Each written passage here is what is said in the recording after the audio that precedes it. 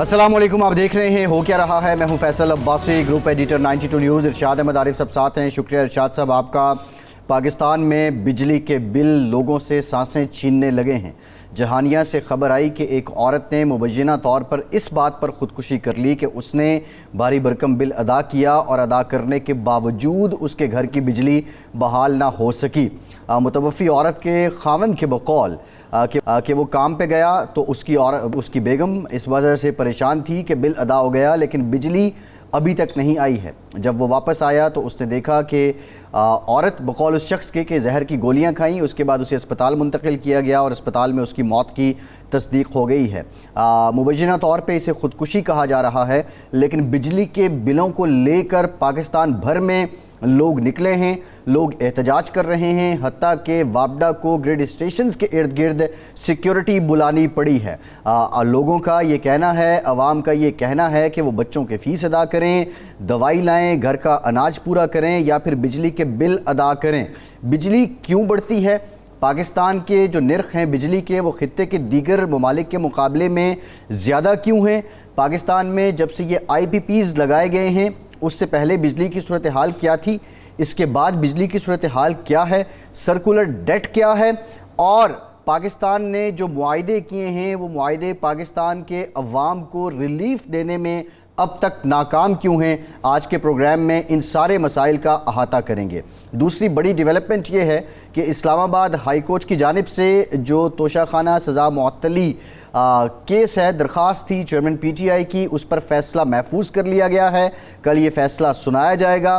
اگر ضمانت مل بھی جاتی ہے چیئرمین پی ٹی آئی کو تو کیا وہ رہا ہو پائیں گے؟ یہ ایک سوال ہے۔ بہت سے دیگر مقدمات بھی ہیں جن میں وہ شامل تفتیش ہیں۔ ساتھ ہی ساتھ الیکشن روے روز میں کروانے کا مطالبہ پی ٹی آئی کے سیکریٹری جنرل عمر ایوب درخواست لے کر سپریم کورٹ پہنچ چکے ہیں۔ باضابطہ طور پر پاکستان تحریک انصاف نے سپریم کورٹ سے رجوع کر لیا ہے۔ پاکستان پیپلز پارٹی عدالت سے رجوع کرنے کے اندیے دے رہی ہے۔ پاکستان پیپلز پارٹی کے سیکریٹری جنرل نیر بخاری یہ کہتے ہیں کہ جو الیکشن کی تاریخ دینے کا اختیار ہے وہ صدر مملکت کا ہے۔ صدر مملکت نے تاحال کوئی تاریخ تو نہیں دی ہے، لیکن الیکشن کمشنر والے معاملے پہ یہ سوال اب بھی باقی ہے کہ کیا صدر مملکت تاریخ کے لیے یا ان حالات میں آئین کی تشریح کے لیے سپریم کورٹ کو ریفرنس بھیجیں گے؟ اس کا فیصلہ ابھی تک نہیں ہو سکا ہے۔ بہرحال کیا الیکشن 90 روز میں ہو پائیں گے یا نہیں؟ سوال اپنی جگہ انتہائی اہم ہے۔ ارشاد صاحب سب سے پہلے بات کریں گے، جہانیہ سے خبر آپ نے بھی دیکھی، ملک گیر مظاہرے احتجاج آپ نے بھی دیکھے۔ جو سیاسی جماعتیں پچھلے 5 سال میں شاید ہی کوئی سیاسی جماعت ہو جو حکومت میں نہ رہی ہو، ان کی جانب سے احتجاج اور اپیل اور مظاہروں کی کال سبھی ذکر کر رہے ہیں، لیکن بجلی کے نرخ اپنی جگہ ہیں۔ جو موجودہ حکومت ہے اس نے 2 دور کر لیے ہیں، نتیجہ ابھی تک کوئی نہیں نکلا ہے۔ کل پھر ایک اور اجلاس ہوگا۔ یہ گورکھ دھندا کیا ہے؟ اس کی ذرا تاریخ بتائیں، اور اس وقت ہم بنگلہ دیش، بھارت، دیگر ممالک کے مقابلے میں کتنی مہنگی بجلی خرید رہے ہیں؟ عباس صاحب، یہ تباہی اور بربادی کا جو سفر ہے وہ شروع ہوتا ہے 1994 سے، جب اس ملک میں لوڈ شیڈنگ کا عذاب آیا۔ کچھ لوگ اس وقت بھی کہتے تھے کہ یہ مصنوعی لوڈ شیڈنگ کی جا رہی ہے پیسہ کمانے کے لیے، لوگوں کو جیبوں سے پیسہ نکلوانے کے لیے۔ چنانچہ کہا گیا کہ جناب ہر گھر میں بجلی پہنچائے جی، ہر گھر میں بجلی آئے گی، وہ ایک نعرہ تھا۔ اور یہ انڈیپینڈنٹ پاور پلانٹس جو ہیں، آئی پی پیز جو ہیں، وہ متعارف کرائی گئیں۔ اس وقت بھی جن لوگوں کو علم تھا اس بات کا کہ نہ تو ہم آئل پروڈیوسنگ کنٹری ہیں، نہ ہمارے پاس زر مبادلہ کے اتنے زیادہ ذخائر ہیں کہ ہم مہنگے سے مہنگا تیل کر کے امپورٹ کر کے تو بجلی بنا سکیں گے، ہمارے پاس جو ریزروائر اس وقت موجود تھے ہائیڈل کے، ان کی ترقی کے لیے۔ اور دیکھیں اب تک کے ماہرین کے جو تحقیقات ہیں، پاکستان کم از کم بات کر رہا ہوں، ہائیڈل سے 1 لاکھ میگا واٹ بجلی پیدا کر سکتا ہے۔ پاکستان کی کیپیسٹی ہے جی 1 لاکھ یعنی پانی سے جو ہمارے پاس چشمے ہیں، جو ہمارے پاس پہاڑوں سے پانی آتا ہے، جو ہمارے پاس دریا ہیں، تو اس سے 1 لاکھ میگا واٹ بجلی پیدا کی جا سکتی ہے۔ اس وقت ہم صرف 8000 میگا واٹ بجلی پانی اور باقی ملا جلا کے کر رہے ہیں۔ 30% بن جاتا ہے ہماری جو مجموعی پیداوار ہے اس کا تقریباً 30%۔ اچھا، اب وہ جب ہوئی تو مجھے یاد ہے کہ ڈاکٹر مبشر حسن صاحب شور مچاتے تھے، مرحوم پیپلز پارٹی والے، پیپلز پارٹی کے، وہ ہر اخبار کے دفتر میں گئے، اس وقت یہ چینلز تو ہوتے نہیں تھے، اور انہوں نے کہا کہ یہ پاکستان کی بربادی کا نسخہ ہے، یہ پاکستان کے عوام کو تباہ کر دے گا، یہ کام نہ کریں۔ لیکن 94 میں حکومت تو بے نظیر صاحب، بے نظیر بھٹو کی حکومت تھی، پیپلز پارٹی کی حکومت تھی، اور وہ اپنی ہی پارٹی کی حکومت کے خلاف یہ چارج شیٹ لگا رہے تھے کہ یہ کام نہ کریں۔ میں ایک واقعہ آپ کو سنانا چاہتا ہوں۔ جی غلام مصطفیٰ کھر صاحب تھے وزیر پاور اینڈ بجلی، وزیر توانائی، وزیر بھٹو صاحبہ کے پانی و بجلی۔ انہوں نے کونسل آف نیشنل افیئرز ہے، ایک دوستوں کا ایک حلقہ ہے، وہاں ہم بیٹھتے ہیں، وہاں ایک واقعہ سنایا۔ جی انہوں نے کہا کہ ایک ڈیلیگیشن آیا پاور اس کا IPPs لگانے والوں کا، تو وہ پہلے بنگلہ دیش گیا، جی پھر انڈیا گیا، پھر پاکستان آیا۔ ہمارے ساتھ معاہدہ ہوا وہ 6.5 سینٹ کا۔ تو جب وہ معاہدہ ہو گیا، 2 دن وہ ٹھہرا، تو میں نے ان سے پوچھا کہ آپ کا کیسا تجربہ رہا، کیونکہ آپ بنگلہ دیش بھی گئے، آپ انڈیا بھی گئے، پاکستان بھی۔ اس نے کہا میں دیانتداری سے بات کروں، آپ برا نہیں منائیں گے؟ جی میں نے کہا کیوں برا مناؤں گا، آپ مہمان ہیں ہمارے۔ اس نے کہا کہ جب ہم گئے بنگلہ دیش تو ہمارا پروگرام تھا 5 دن کا، جی کیونکہ ہمارا خیال تھا کہ 4-5 دن میں یہ معاہدہ ہو جائے گا۔ ہمیں 7 دن لگے۔ انہوں نے بڑی ٹف نیگوسیشن کی، اور بالآخر 3 یا 3.5 سینٹ پہ معاہدہ ہو گیا پر یونٹ۔ بنگلہ دیش اور جب معاہدہ ہو گیا تو اس میں انہوں نے کہا جی ہمارا بھی کمیشن بھی رکھیں۔ جی لیکن 5 دن کا تجربے کی بنیاد پر ہم نے سوچا کہ انڈیا میں 7 دن بڑا ملک ہے، تو وہاں جب گئے تو انہوں نے پھر وہی ریٹ جو انڈیا بنگلہ دیش کو ہم نے دیا تھا، ہم وہاں سے شروع کیا 7-8 سے، تو وہ ہمیں 2.5 سینٹ پہ لے کے آئے۔ 7 سینٹ سے ہم نے نیگوسیشن شروع کی، وہ ہمیں 2.5 سینٹ پہ لے کے آئے۔ دن کتنے لگائے؟ اور 7 دن لگائے۔ اچھا صحیح ہے، 10 دن لگائے۔ 7 بنگلہ دیش نے لگائے، 10 انڈیا نے لگا دیے نیگوسیشن۔ 5 ہم نے بنگلہ دیش کے کیے تھے، وہ 7 لگے۔ 7 ہم نے انڈیا کے سوچے، 10 لگے۔ اب ہم نے سوچا، اور جب 2.5 سینٹ ہو گئے تو آپ سوچ رہے ہوں گے کہ انہوں نے رشوت نہیں لی، کیک بیک نہیں لیا، انہوں نے لیا پھر بھی۔ انہوں نے کہا اب ہمارے پیسے نکالو۔ ہم نے کہا یار اتنا کم ریٹ تو کر چکے ہیں۔ انہوں نے کہا ہم اچھی طرح سے جانتے ہیں۔ کہتے جب ہم یہاں آئے تو ہم نے 15 دن کی بکنگ کرائی تھی ہوٹلوں میں، کہ یہ غریب ملک ہے، اس کے حالات تو بنگلہ دیش سے اور انڈیا سے برے ہیں، تو اس لیے ہمیں یہاں مشکل ہوگا، اور ہم نے سنا تھا کہ یہ نیگوسیشن بڑی ٹف کرتے ہیں۔ جب ہم یہاں آئے، پرسوں رات کو ہم پہنچے تھے، جی ہم نے کہا کہ رات کو میٹنگ شروع کر دیں گے۔ انہوں نے کہا نہیں جی آپ آرام کریں، بیٹھیں۔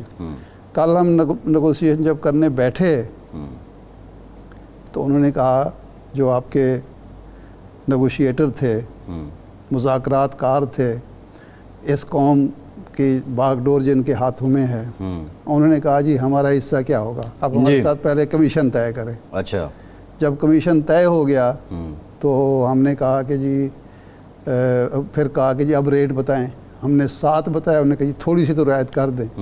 ہم نے کہا 6.5 ٹھیک رہے گا۔ انہوں نے کہا جی بہت اچھا، زبردست ہے، یہ تو بڑا اچھا ریٹ آپ نے دے دیا۔ صحیح ہے۔ ہم نے کمیشن جو کچھ کرنا تھا طے کیا۔ معاہدہ کل رات کو معاہدہ ہو گیا تھا۔ جی آج ہم واپس چلے جاتے، لیکن آپ نے کھانا رکھا ہوا تھا تو اس لیے ہمیں ٹھہرنا پڑا۔ جی 15 دن کی جو ہماری تھی وہ 2 دن میں ہو گئی۔ اچھا، یہ تو میں غلام مصطفیٰ کھر صاحب کی روایت بیان کر رہا ہوں۔ ٹھیک ہے، صحیح ہے۔ قمر زمان قاہرہ صاحب نے بھی ارشاد صاحب ہمیں جوائن کر لیا ہے۔ قاہرہ صاحب بہت شکریہ آپ کا۔ قاہرہ صاحب آج لوگ نکلے ہوئے ہیں بجلی کے بلوں پر، پیپلز پارٹی بھی کہہ رہی ہے ہم بھی احتجاج کریں گے، لیکن بنیادی سوال یہ ہے کہ ابھی شاید 4 ہفتے بھی نہیں گزرے آپ کو حکومت سے علیحدہ ہوئے. نگراں حکومت تو یہ کہتی ہے کہ ہم پچھلی حکومت کی پالیسیوں کو ہی لے کر چل رہے ہیں اور انہی پالیسیوں اور انہی شرائط پہ عمل پیرا ہیں جو IMF کے ساتھ آپ کی حکومت نے طے کی تھیں. اور ایون بلاول بھٹو صاحب نے بھی پاکستان سے لے کے امریکہ تک ملاقاتیں کی IMF پیکج کے لیے. تو آپ نہیں سمجھتے یہ احتجاج اگر پیپلز پارٹی کرے گی تو اس میں بہت تضاد ہوگا؟ دیکھیے بات تضاد کی نہیں ہے. ایک تو بات یہ ہے کہ جو لوگ باہر نکلے ہیں یقیناً اس وقت بجلی کے ریٹ ہمارے دور میں بھی بڑھے اور آج کیئر ٹیکر گورنمنٹ کے دور میں بھی بڑھے اور انہوں نے آگے کو بڑی نئی پالیسی بھی نہیں دی جس کی وجہ سے کوئی بجلی کے نرخ بڑھ گئے ہیں. عوامی ریئیکشن یقیناً بڑا غیر متوقع نہیں ہے. متوقع ہے جب بہت زیادہ لوگوں کی استطاعت سے بیونڈ نرخ بڑھ جاتے ہیں تو پھر لوگوں سے برداشت کرنا ممکن نہیں رہتا. بٹ سوال یہ ہے کہ بلا شبہ ہماری 1.25 سال کی حکومت میں جتنی مقدور بھر کوشش ہو سکتی تھی وہ کی گئی. اچھا فرض کریں آج IMF کی یہ شرط ختم ہو جاتی ہے, فرض کریں کہ اس کو وائلیٹ کر لیا جاتا ہے تو چلے IMF کے معاہدے کی وائلیشن سے جو باقی مسائل پیدا ہوں گے وہ بعد میں, لیکن فوری طور پہ کیا ہم لوگوں کو سستی بجلی, سستا تیل اور سستی اشیاء دے سکیں گے؟ کیا ہمارے بجٹ میں اتنی سپیس ہے؟ کیونکہ اگر عالمی منڈی میں قیمتیں چڑھ گئی ہیں, کوئلے کی قیمتیں چڑھ گئی ہیں, گیس کی قیمتیں چڑھ گئی ہیں اور اس کی وجہ سے بجلی کی قیمتوں میں اضافہ کرنا پڑا ہے اور تیل کی قیمتوں میں اضافہ کرنا پڑا. اگر نہیں کرنا, اگر عوام کو یہ اضافہ پاس آن نہیں کرنا, کیونکہ ان کی زندگی, اور یہ بات درست ہے کہ بہت مشکل, کوئی شک نہیں ہے اس میں, لیکن ایک حکومت کے طور پہ فیصلہ کرتے ہوئے آپ نے دیکھنا ہے کہ کیا گورنمنٹ کے پاس کوئی سپیس ہے, کیا گورنمنٹ کے پاس کوئی سرپلس ہے. اگر ہم اس وقت اپنا ڈیولپمنٹ بند کرتے ہیں تو روزگار بند ہو جائیں گے, کارخانے بند ہو جائیں گے, لوگوں کے لیے ایک اور مسئلہ, وشیس سائیکل ہوتا ہے نا پورا ایک. اب لوگوں کی جو بجٹ کے اندر تنخواہیں ہیں, جو آپ کی عالمی کمٹمنٹس ہیں, جو قرض کی ادائیگیاں ہیں, جو سارا کچھ, اس سے تو انکار نہیں کر سکتے. زیادہ سے زیادہ کٹوتی تو آپ لگا یا آپ نئے قرض لیں گے. اب نئے قرض کے رستے ہم بند کر دیں گے نا جب ہم IMF کی شرائط سے وائلیشن کر لیں گے, تو نئے نوٹ چھاپیں گے تو اس سے مہنگائی اور بڑھ جائے گی, پہلے ہی بہت بڑی ہوئی ہے. تو یہ اس وشیس سائیکل میں جو بھی حکومت ہو اس کے ہاتھ بندھے ہوتے ہیں. اب عوامی دباؤ یہ ضرور ہے کہ ہر جماعت کو, ہر طبقہ فکر کو, ایون آپ میڈیا کے دوستوں کو اس بات کا احساس ہے, تکلیف ہے عوامی درد کی. اور آپ بھی یہ کہہ رہے ہیں کہ بجلی سستی ہونی چاہیے, اشیاء سستی ہونی چاہیے. باوجود اس کے کہ آپ سمجھتے ہیں کہ حکومت کے پاس فیصلہ سازی میں سپیس کتنی ہے, اس کے باوجود مطالبہ تو حکومت وقت سے ہی ہوگا نا. تو حکومت وقت سے سارے مطالبہ کریں گے, آج بھی کر رہے ہیں, کل بھی کرتے تھے, پرسوں بھی کرتے تھے.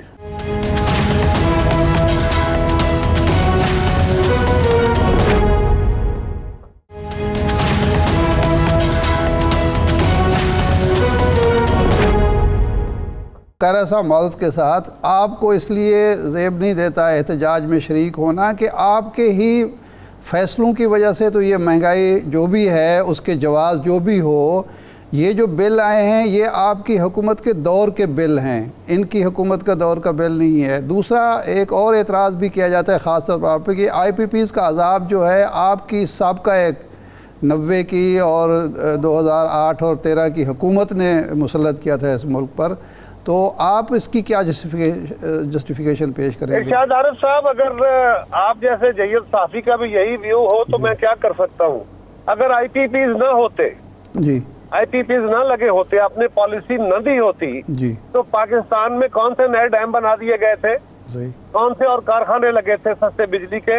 ہم نے تو اس وقت کہا تھا کہ پاکستان کے اندر تیل سے نہیں بلکہ جو کوئلے کے ذریعے بجلی پیدا ہونی چاہیے. اور آپ کو یاد ہوگا ڈیوڈ ووڈ جو تھا وہ آیا تھا تھرکور کے تحت بجلی لگانے کے لیے, لیکن اس وقت اس کو اپوز کیا گیا بہت ساری سیاسی قوتوں نے بھی, اور آپ جو ہمارے صحافی برادری ہے آپ نے بھی, آپ سب نے اپوز کیا کہ یہ پاکستان کے اوپر بڑا ظلم ہوگا. آج ہم سارے دنیا سے کوئلے کے کارخانے لے کے آئے ہیں کہ نہیں؟ آج ساری دنیا کہہ رہی ہے کہ تھرکول جو ہے वही हमारा रास्ता है। याद कीजिए थर्ड कॉल को किस किस ने वो अपोज किया था। नहीं कायरा साहब, बात ये है कि IPPs आपने लग ली, इंडिया में भी ये थर्मल कारखाने लगे, बांग्लादेश में भी लगे, वहाँ बिजली सस्ती है, हमारे यहाँ बिजली बहुत ज़्यादा महंगी है। यानी मैक्सिमम जो रेट है, अपना कोल बहुत है जूरे वाला जी, हिंदुस्तान अपने डोमेस्टिक कोल के ऊपर बेस्ड कोयले के बिजली पैदा करता है। बांग्लादेश ये है कि इसकी इनपुट कास्ट देखिए किस चीज की है। पाकिस्तान को जब फंसा था ज़ियाउल हक की दौर के बाद और उसके बाद परवेज मुशर्रफ के दौर में कोई कारखाना नहीं लगा, तो उसके बाद आपको महंगी बिजली के कारखाने लगाने एक मजबूरी है। क्या रास्ता था, क्या ऑप्शन था आपके पास? अपना कायरा साहब कारखाने लगा रहे थे तो जो उसकी ट्रांसमिशन लाइन्स थी वो भी बेहतर करनी थी ताकि कैपेसिटी जितना आप कारखाने लगाएं वो बिजली जा भी सके। अब तो हम कैपेसिटी चार्जेस अदा कर रहे हैं, कैपेसिटी चार्जेस अदा कर रहे हैं। जी एक और सुन ले जी, गुजारिश है इरशाद साहब कि जो ट्रांसमिशन लाइंस है ना जी, सारी लाइंस ट्रांसमिशन की नई लाइंस भी डाली गई है, पहली लाइंस को अपग्रेड भी किया गया है।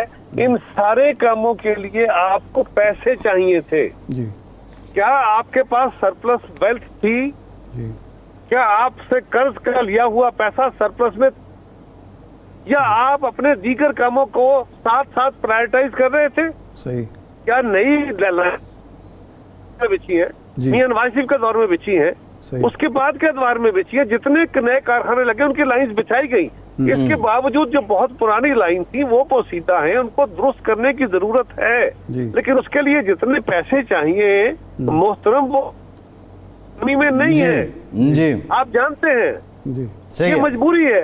क्यों आपको बादशाह डैम के लिए जज साहब निकल पड़े थे, डैम बनाओ फंड दो, क्या हुआ था? हमने तब भी कहा था नहीं होगा, क्यों नहीं डैम बन रहा? नहीं तो डैम बन रहा है ना, डैम पे काम नहीं हो रहा, रुका हुआ कैसे है? लेकिन ना कुछ चीजें वो हैं, कुछ हकायक वो हैं जिनके ऊपर बात करते हुए हमें हुकूमत की नेग्लिजेंस को जरूर ट्रैक करना चाहिए। लेकिन अगर दुनिया आशा को नहीं देती तनाव जो है प्रेशर की वजह से, तो फिर आपकी हुकूमत के पास क्या गुंजाइश है? उससे पीछे है, उससे पीछे बाकी डैम्स हैं, वो डैम्स को पेमेंट नहीं हो रही, उसके लोन नहीं मिलते। अर्ज यह है कि किसी हुकूमत की कोई मत मारी होती है कि वो महंगे दामों अशिया अपनी कौम को दे, और हम कोई जी लॉयल थे और हम बड़े लॉयल थे। आगे चलते हैं कि आपकी CCI ने, पीपल्स पार्टी की CCI ने कहा है कि इलेक्शन 90 रोज़ में होने चाहिए, जबकि 90 रोज़ में रुकावट आपकी हुकूमत का और CCI का ये फ़ैसला है कि मरदमशुमारी नई डिक्लेयर कर दी गई, अब नई हल्काबंदी होगी, इंतखाबात कम से कम 6 महीने बाद होंगे। तो CCI में आप लोगों ने ब्रीफ नहीं किया कि ये जो ताख़ीर हो रही है इसमें इलेक्शन कमीशन का कोई कसूर नहीं है, हमारा अपना है कि हमने ही नई मरदमशुमारी का ऐलान किया था? देखिए उसमें हम 3 मेंबर्स थे, बिल्कुल उसके ऊपर डिटेल बात हुई है हमारी CC में कि काउंसिल ऑफ कॉमन इंटरेस्ट के अंदर जब ये बहस हुई थी।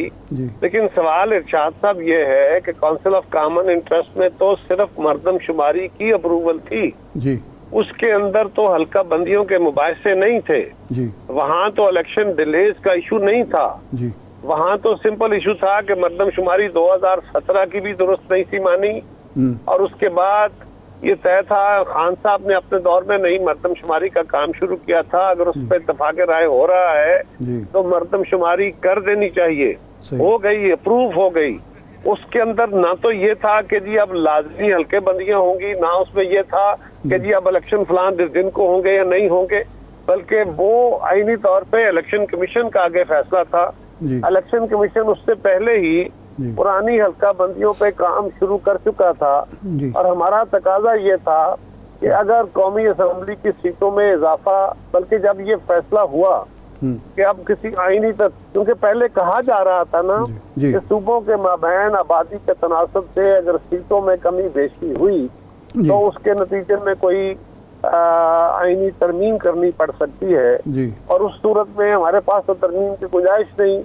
अब जब ये सामने आया फिगर کہ آبادی کا تناسب اسی طرح بڑا ہے کہ کسی سیٹ کی کوئی تبدیلی نہیں ہو رہی، جی لہذا جب صوبوں کے مابین تبدیلی نہیں ہو رہی جی تو پھر کوئی تصور نہیں تھا۔ جی لیکن یہ بات ایک اور گزارش کر دوں، جی جی جماعتیں فیصلے کرتی ہیں جی اور اپنے فیصلوں پہ اگر ضرورت پیش آتی ہے اور حالات بتاتے ہیں تو نظر ثانی بھی کرتی ہیں۔ جی جی نے یہ فیصلہ نہیں کیا تھا جی کہ حلقہ بندیاں نہیں کرائی جائیں، پیپلز صحیح۔ پارٹی نے یہ فیصلہ نہیں کیا تھا کہ جی 180 روز میں کرائے جائیں۔ ہم صدر کیا تھا کہ مردم شماری اپروو ہونی چاہیے اور اس کے بعد 90 دن میں انتخاب ہونے چاہیے۔ اچھا ایک بریف آنسر کر دیں قاہرہ صاحب۔ نیر بخاری صاحب نے بھی ہمارے پروگرام میں کہا کہ الیکشن کی تاریخ دینا صدر کا کام ہے۔ موجودہ جو حالات ہیں اس میں پرائم منسٹر کی ایڈوائز پہ تحلیل کی گئی اسمبلی، اب آپ کیا سمجھتے ہیں کہ یہ تاریخ اب کون دے گا؟ الیکشن کمیشن تو کہتا ہے یہ ہمارا اختیار ہے اب ان حالات میں۔ دیکھیں جی، میں تو لا نوئنگ بندہ نہیں ہوں، نیر بخاری صاحب میری جماعت کے سیکرٹری جنرل ہیں، اس سوال کا جواب تو وہی دے سکتے ہیں کہ انہوں نے یہ کس تناظر میں کیوں بات کی۔ تو یہ پیپلز پارٹی کا موقف بھی سمجھا جائے؟ میں کہہ رہا ہوں جی وہ جنرل سیکرٹری ہیں پارٹی کے، میں تو عہدیدار نہیں ہوں، جی لہٰذا اس کی وضاحت وہی فرما سکتے ہیں، میرا مناسب نہیں۔ جی ٹھیک، بہت شکریہ قمر زمان قاہرہ صاحب آپ کا۔ ایک بریک، اور بریک کے بعد یہ بجلی کہانی اور الیکشن 90 روز میں ہوں گے یا نہیں اس پر مزید بات کریں گے، ہمارے ساتھ رہیے۔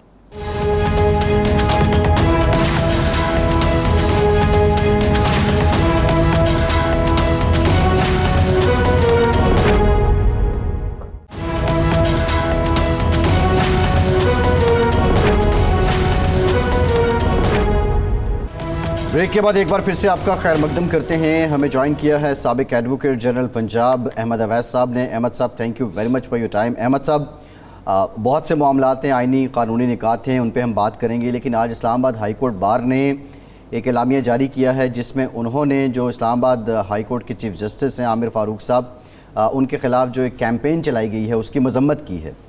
سوال ہمارا آپ سے یہ ہے کہ ہم نے یہ دیکھا کہ مخصوص حالات میں مختلف سیاسی جماعتوں کی طرف سے مختلف ججز کے خلاف ایک کیمپین چلائی جاتی ہے، اور ایسے موقع پہ کہ جب انتہائی اہم کیسز کی سماعت ہو رہی ہوتی ہے۔ اس معاملے کو لے کر آپ کی جو اپنی برادری ہے بینچ اور بار، وہ کوئی متفقہ لاہ عمل کیوں نہیں طے کر لیتی؟ اس کی کوئی پالیسی کیوں نہیں بنا لی جاتی؟ کیونکہ الٹیمیٹلی تو نقصان یہ آپ کی فریٹرنیٹی کا نہیں ہے کیا؟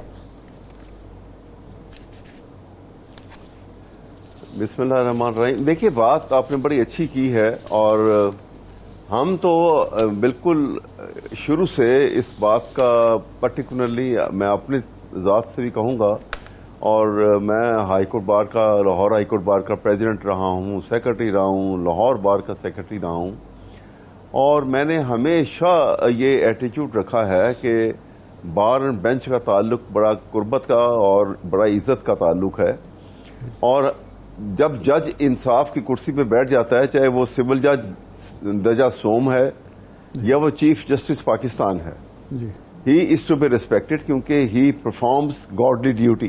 صحیح۔ لیکن یہ جو کیمپین جو ہے نا، یہ کیمپین میں وکلا کا ہاتھ نہیں ہے، جی یہ سوشل میڈیا جو ہے یہ کہاں سے ڈائریکشن لیتے ہیں یا خود بخود ایک دوسرے کو ڈائریکٹ کرتے ہیں، یہ آئی تھنک اس میں ہمارے نظام کی کمزوری ہے۔ جی اور دوسری بات یہ ہے کہ اسلام آباد ہائی کورٹ کو بھی جو ہے وہ یہ دیکھنا ہوگا ضرور، یہ موازنہ بھی کرنا ضروری ہے کہ جج صاحبان جو ہیں کسی کے متعلق اس قسم کی جب بات نکلتی ہے جی تو اس کو بھی بڑے احتیاط سے دیکھنا چاہیے اور اس کا خیال بھی کرنا چاہیے۔ ابھی آپ نے پیچھے دیکھا ہوگا، کچھ 4 مہینے پہلے کی بات ہے، جب سپریم کورٹ نے نوٹس لیا الیکشن پنجاب اور کے پی کی اسمبلی ڈیزالو ہونے کے اوپر جی اور ڈیٹ فکس کی الیکشن کی، جی تو باقاعدہ سوچی سمجھی اسکیم کے تحت آپ نے دیکھا کہ پی ڈی ایم کی حکومت نے اس وقت کے انکلوڈنگ دی پرائم منسٹر، جی جو پارلیمنٹ کے اندر اور پارلیمنٹ کے باہر جو تذلیل امیز زبان ججز کے متعلق اور سپریم کورٹ کے متعلق اور آئین کو اب موم کی ناک بنایا، وہ بھی انپریسیڈنٹڈ ہے اور ایسا نہیں ہونا چاہیے۔ نہیں، ہمارا سوال کیونکہ اس لیے تھا، پاکستان ایک ایسا ملک ہے جہاں پہ اگر آپ ہمارا سوال اس لیے تھا کہ ججوں کے پیچھے بار اگر مکمل طور پر کھڑی ہو تو شاید کوئی ایسا نہ کر پائے، لیکن بار جب ججوں کے پیچھے نہیں کھڑی ہوتی، بینچ کے پیچھے نہیں کھڑی ہوتی، اس کی قوت نہیں تو پھر اس کے بعد سیاسی جماعتوں کو بھی موقع ملتا ہے, حکومت کو بھی موقع ملتا ہے, سوشل میڈیا بھی موقع ملتا ہے. تو یہ بار کیوں نہیں فیصلہ کرتی کہ جی اپنے اختلافات اپنی جگہ پہ, لیکن بینچ کے سامنے ہم سیسا پلائی دیوار کی طرح کھڑے ہوں گے؟ یہ دیکھیں, میں آپ کو بتاؤں کہ بارہا ایسا ہوا ہے اور ہم نے لیگل فٹرنیٹی کی طرف سے کنونشنز ہوئی ہیں, نمائندہ کنونشن ہوئی ہیں, اور اس میں بارہا یہ فیصلہ کیا گیا کہ دیکھو بار جو ہے, اور جب ممبر آف دی بار کی حیثیت سے وکلاء جو ہیں ان کا تعلق کسی پولیٹیکل پارٹی سے نہیں ہے, اور وہ ان کی ریڈ لائن جو ہے وہ آئین اور عدلیہ ہے. جی, جب کوئی اس کو کراس کرے گا تو پھر یہ ایکٹیو ہوں گے, اور پھر وہ موومنٹ کی شکل بھی جیسے پہلے بنی تھی وہ دوبارہ بھی بن سکتی ہے. صحیح. اور لیکن میں آپ کو ویسے یہ کہوں گا کہ بینگ جج کسی بھی کیپیسٹی میں, آفٹر آل سارے ہیومن بینگ ہیں, ان کو بھی بیلنس قائم رکھنا ضروری ہے. صحیح. ان کو بھی بڑی احتیاط سے, خاص طور پہ جو بڑے سینسیٹیو کیسز ہوتے ہیں جس کے پیچھے جو ہے بڑی پولرائزیشن ہوئی ہوتی ہے, وہاں بڑی احتیاط سے کمنٹس دیتے وقت, فیصلہ کرتے وقت اور وقت کا اور ڈیٹس کے تعین کے لیے بڑی احتیاط کرنی چاہیے, زیادہ احتیاط کرنی چاہیے. اور یہ بھی ایک لیپس جو ہے ان کی سائڈ سے, یہ بھی ایک کاز بن جاتا ہے بعض اوقات. تو یہ ساری چیزیں جو ہے ملی جلی ہو جاتی ہیں. لیکن میں تو واضح طور پہ اس بات کا حامی ہوں, اور بڑے کھلم کھلا ہمیشہ میں نے برملا یہ بات کی ہے کہ ہمیں جوڈیشری, کیونکہ رول آف لا, اصل میں بات یہ ہے کہ جب کانسٹیٹیوشنل رول کے اوپر کوئی قدغن لگ جائے, جب رول آف لا کے تصور کو آپ رول آف اتھارٹی سے بدلنے لگیں, تو پھر اس وقت نہ جوڈیشری کی اہمیت رہتی ہے, نہ رول آف لا کی کوئی بات رہ جاتی ہے, نہ وکلاء کے اندر وہ ڈسپلن باقی رہتا ہے. یہ جو آپ نے بات کی ہے, کیا آپ سمجھ نہیں رہے کہ اس وقت پاکستان میں ریاستی ادارے ایک طوائف ملوکی کی زد میں ہیں کہ سپریم کورٹ کا فیصلہ حکومت نہیں مانتی, صدر پاکستان تاریخ دیتے ہیں الیکشن کی, اس کو نہیں مانا جاتا, صدر پاکستان چیف الیکشن کمشنر کو بلاتے ہیں, وہ ملنے ایوان صدر جانا پسند نہیں کرتے, امریکی سفیر سے مل لیتے ہیں. تو یہ جو چیف الیکشن کمشنر کا ایکٹ ہے, کیا یہ ریاست کی کمزوری ہے, اداروں کی کمزوری ہے, یا ہم واقعی طوائف الملوک کی طرف کہ جو جس کی مرضی وہ کر لے, کوئی پوچھنے والا نہیں ہے؟ یہی اصل میں یہ آپ نے کہتے ہیں نا کہ آپ نے اس کور کوسچن کو ٹچ کیا ہے. آپ دیکھیے قانون کی اور کانسٹیٹیوشن کی اہمیت جو ہے نا, جب تک سب نہیں سمجھیں گے اور سب یہ محسوس نہیں کریں گے کہ یہ سب سے سیکرڈ ڈاکومنٹ ہے, اس کے اندر اگر فل سٹاپ اور کوما کو بدلنا ہو تو آپ کو 2 ہاؤسز کی 2/3 میجورٹی کی ضرورت ہے, اور اس کے علاوہ نہیں کر سکتے. لیکن آپ نے دیکھا پیچھے جو ہوا, کیسی ججز کی اور سپریم کورٹ میں, اور اس کے ساتھ جو پاکستان کے آئین کی جو تذلیل ہوئی ہے, جو کچھ ہوتا رہا. جب ہم اپنی مرضی کے اب خواہشات کے مطابق آئین کو بدلنے کی کوشش کریں گے, جب چاہیں گے کہ ہماری مرضی کے مطابق, منشا کے مطابق سپریم کورٹ جو ہے اور عدالتیں جو ہیں وہ فیصلہ کریں, تو پھر جب اوپر سے ٹاپ لیول کے اوپر قانون کا احترام ختم ہو جائے گا اور آئین کی وہ بالادستی قائم نہیں رہے گی, تو نیچے کے لیول کے اوپر تو پھر اللہ ہی حافظ ہے, پھر society become free for all, اور بڑی ڈینجرس سوسائٹی بن جاتی ہے. اس لیے ہی میں یہ ورس کر رہا ہوں آپ کے سامنے, جو میں نے بار بار کہا ہے کہ آل دی مور ریزن کہ ایسی صورتحال میں ججز کو بھی چاہیے اور وکلاء کو بھی چاہیے کہ وہ آئین کے اوپر بڑے پکے ہوں, کسی صورت آئین میں کسی قسم کی تبدیلی اور اس کی سیلف انٹرپریٹیشن جو ہے, جو ان کو سوٹ کرتی ہے, اس سے اجتناب کریں. یہ بڑی امپورٹنٹ بات ہے. اور جج صاحبان کو بھی چاہیے کہ جو پروٹیکٹڈ ہیں پاکستان کے آئین کے. بالکل ٹھیک ہے احمد صاحب, یہ بڑی امپورٹنٹ بات ہے. لیکن ہم ٹائم یہ بھی دیکھتے ہیں کہ جو انٹرپریٹیشن کی جا رہی ہوتی ہے وکلاء کی جانب سے, وہ کہیں نہ کہیں اوور شیڈو ہوتی ہے کسی نہ کسی پولیٹیکل پارٹی کے نیریٹو سے. بہرحال سوال میرا جو آپ سے ہے وہ یہ ہے, ابھی جو اسمبلی ڈیزالو ہوئی ہے, یہ صدر مملکت نے پرائم منسٹر کی ایڈوائز پہ کی ہے, اور ان حالات میں اب آئین کے مطابق آپ کیا سمجھتے ہیں, جو الیکشن کی تاریخ دینا وہ ذمہ داری صدر کی ہے, یا جیسا کہ الیکشن کمیشن کہہ رہا ہے کہ یہ 58(1) کے تحت ہوئی ہے تو ہم تاریخ دیں گے, یہ ہمارا اختیار ہے؟ بلا شبہ آرٹیکل 48 جو ہے اس میں اتنی کلیئرٹی سے یہ بات لکھ دی گئی ہے کہ کسی انٹرپریٹیشن کی ضرورت نہیں ہے. یہ صدر مملکت کا اختیار ہے کلی. جب وہ اسمبلی کو ایڈوائس پرائم منسٹر کے ایڈوائس پہ ڈیزالو کر دیں گے اس کے بعد یہ کلی اختیار ان کا اپنا ہے بغیر کسی ایڈوائس کے. انہوں نے یہ خود فیصلہ کرنا ہے. ڈیٹ انہوں نے خود دینی ہے اور ڈیٹ دینے کے بعد وہ لکھا ہوا ہے کہ ناٹ لیٹر دین 90 days. جو ڈیٹ دیں گے وہ not later than 90 days from the date of dissolution of assembly. اور اگلا کام جو کرنا 2 کام ہے نا, ایک یہ کریں گے اور ساتھ ہی وہ کیئر ٹیکر کیبنٹ جو ہے اس کی اناؤنسمنٹ کریں گے. یہ کام بالکل بلا شبہ جو ہے وہ پریزیڈنٹ آف پاکستان کے ہیں. اور انہوں نے اگر الیکشن لا کے اندر میں ایک بات سنیے, میں بس ایک بات آپ کے جواب دے رہا ہوں. میں الیکشن لا کے اندر جو انہوں نے تبدیلی کی ہے تو چیف الیکشن کمیشن جو ہے وہ کسی صورت اوور رائڈ نہیں کر سکتا پاکستان کے آئین کو. جو آئین اختیار دے رہا ہے پریزیڈنٹ آف پاکستان کو وہ پرویل کرے گا, اور جو قانون میں امینڈمنٹ کر کے وہ لے کر آ رہے ہیں وہ اس کے سبسروینٹ ہے. اس میں لکھا بھی یہی ہوا ہے کہ سبجیکٹ ٹو کانسٹیٹیوشن.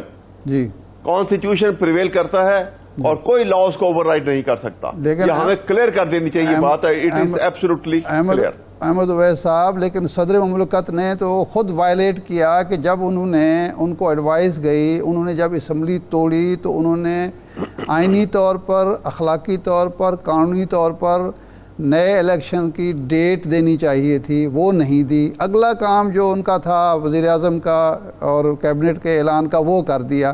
تو یہ تو ان سے کوتاہی ہوئی اور آج تک انہوں نے تاریخ ہی نہیں دی.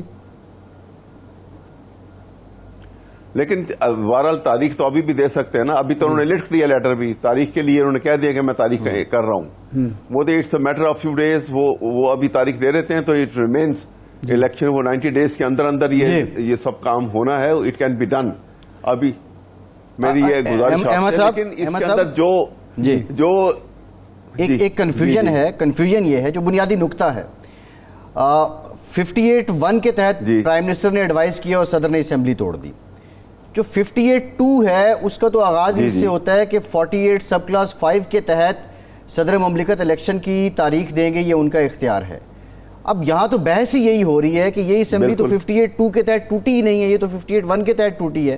اور الیکشن کمیشن 58(1) کو بیس بنا کے کہہ رہا ہے کہ الیکشن امینڈمنٹ جو ہے ایکٹ 2017 اس میں جو امینڈمنٹ ہے 57 وہ ان کو اختیار دیتی ہے. نہیں, سوال یہ ہے کیا اب یہ تشریح کے لیے صدر ریفرنس نہ بھیج دیں سپریم کورٹ؟ یہ غلط ہے.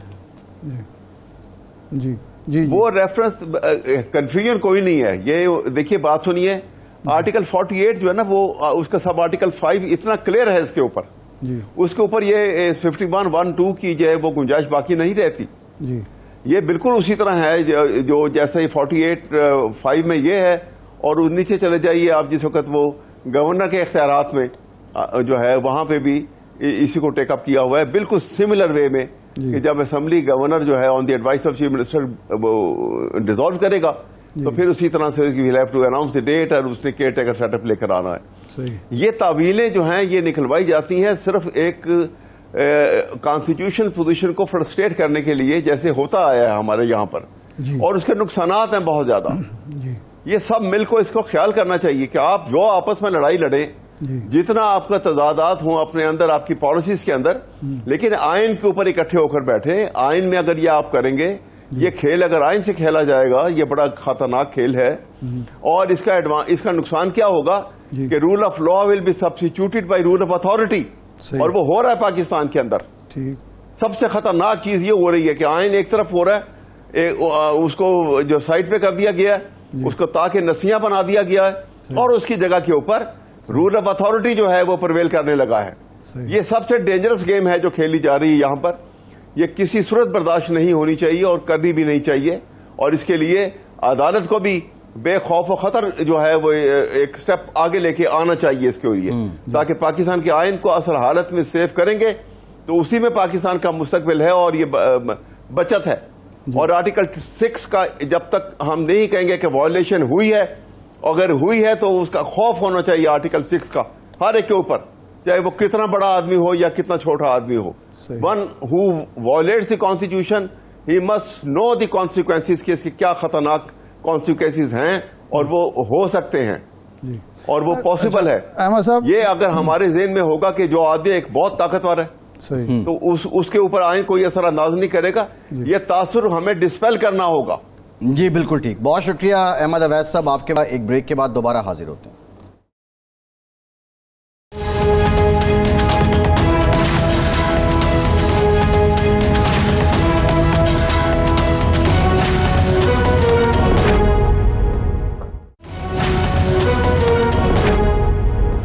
بریک کے بعد ایک بار پھر سے آپ کو خوش آمدید کہیں گے. ارشاد صاحب, پروگرام کے پہلے حصے میں آپ جو کہانی, یہ بجلی کہانی سنا رہے تھے, آپ نے کہا کہ 1994 سے یہ سلسلہ شروع ہوتا ہے جب آئی پی پیز کی یہاں آغاز ہوا معاہدوں کا اور بنیاد رکھی گئی اور وہ سلسلہ جاری ہے. اس کے بعد آج تک ہم, کیونکہ ہماری جو پیداواری لاگت ہے, بعض اوقات تو گرمیوں میں ہمیں یہ ٹکر دیکھتے ہیں, خبریں دیکھتے ہیں کہ بجلی ضرورت سے زیادہ پیدا ہو رہی ہے, یا بہت سی ایسی ٹربائنز ہیں جن کو بند کرنا پڑ رہا ہے, لیکن لوگوں کے پاس پھر بھی نہیں پہنچتی. اور کون سے پہلو ہیں جو اس کہانی سے جڑے ہیں؟ میں آپ کو بتاتا ہوں.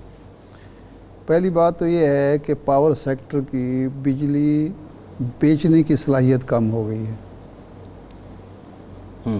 بیچنے کی صلاحیت کم ہے. مثال کے طور پر بلوچستان یا پہلے فاٹا کا معاملہ تھا, بجلی آپ کے پاس ہے, آپ کو یہ پتہ ہے کہ یہ بجلی ہم دیں گے, اس کی ریکوری نہیں ہو سکتی. ٹھیک ہے. اب نااہلی ہے ڈسکوز کی, نااہلی ہے حکومت کی جس نے ریٹ قائم نہیں کی وہاں, نااہلی ہے انتظامیہ کی, پولیس کی جو انتظامیہ ہے باقی اس کی. سزا مل رہی ہے پاکستان کے عوام کو کہ آپ لوڈ شیڈنگ کرتے ہیں وہاں. ٹھیک ہے نا جی. جی. اس لوڈ شیڈنگ کی وجہ سے آپ نے مثال کے طور پر بلوچستان کی ضرورت جو ہے وہ 5000 میگا واٹ کی ہے, 2000 آپ وہ کر رہے ہیں, اور باقی بجلی جو نہیں دے رہے اور 4 سے 20 گھنٹے کی لوڈ شیڈنگ کر رہے ہیں, وہ یہ نہیں ہے کہ آپ اس سے کوئی بچت کر رہے ہیں, اس سے دوہرا نقصان اٹھا رہے ہیں. کیونکہ وہ بجلی جو آپ جس کی ریکوری ممکن نہیں, اس کے چارجز آپ کو, کیپیسٹی چارجز اس کمپنی کو دینے ہیں جو بجلی پیدا نہیں کر رہی, کیونکہ آپ لینے کے لیے تیار نہیں ہیں, تو اس کی قیمت آپ نے ادا کرنی ہے. صحیح ہے, سمجھ گئے.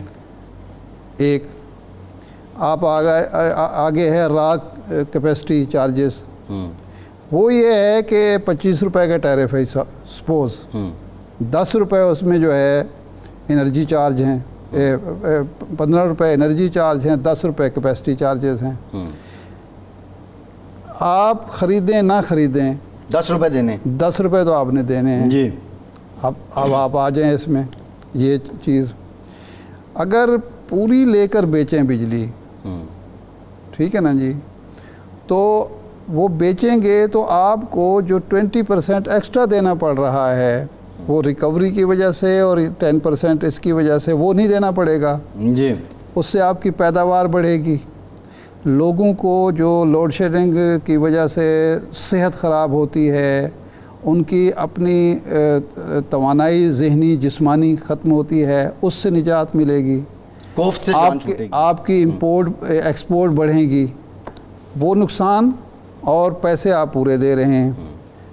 یہ 20% کا یہ ہو گیا. ٹھیک ہے, آپ کو لگ رہا ہے. اس سے آگے آئیں. بجلی کے کاروبار کو ٹیکس کلیکشن کا ذریعہ بنا لیا گیا ہے. بجلی کا یہ جو ہے انرجی چارج ہے اتنا, اس پر یہ ٹیکس ہے, یہ ٹیکس ہے, tax income tax, advance income tax. وہ بھائی انکم ٹیکس کا اس سے کیا تعلق ہے؟ اس پر جی ایس ٹی ہے FBR کا 18%. یعنی اگر وہ 18%, چلو آپ نے کرنا ہی ہے, یہ ظلم کرنا ہے, 5% کر لیں. جتنا وہ سارے جی سوال یہ فلیٹ ٹیکس کریں نا. میں کر رہا ہوں کہ نہیں, پہلے تو یہ ہوتا ہے کہ جی یہ انرجی کر کے, یہ فلانا کر کے جب سارے کیلکولیٹ ہو جاتے ہیں تو اس پر 18% لگایا جاتا ہے. وہ بیسیکلی 18% کوئی 30-35% بن جاتا ہے. جی. یہ ہے ایک.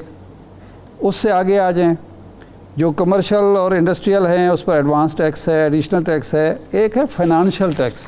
اچھا, ٹھیک ہے, شکر ہے اگین ایڈوانس نہیں ہے.